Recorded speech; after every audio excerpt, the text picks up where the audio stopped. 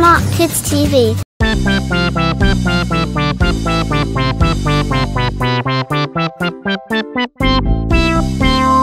चुन्नू मुन्नू थे दो भाई,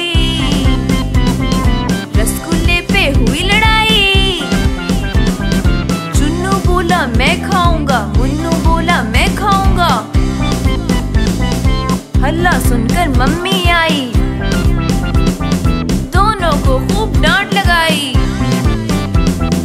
कभी न लड़ना, कभी न झगड़ना, आपस में तुम मिलकर रहना।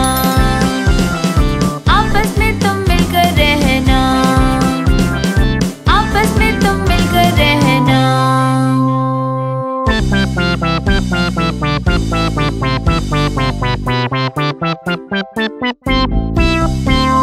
चुन्नू मुन्नू थे दो भाई,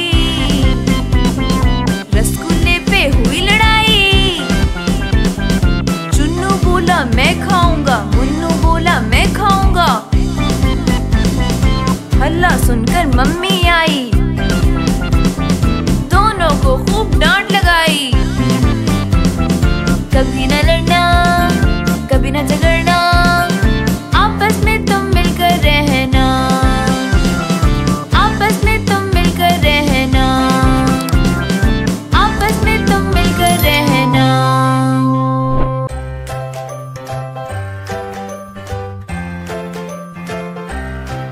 Like, comment and subscribe.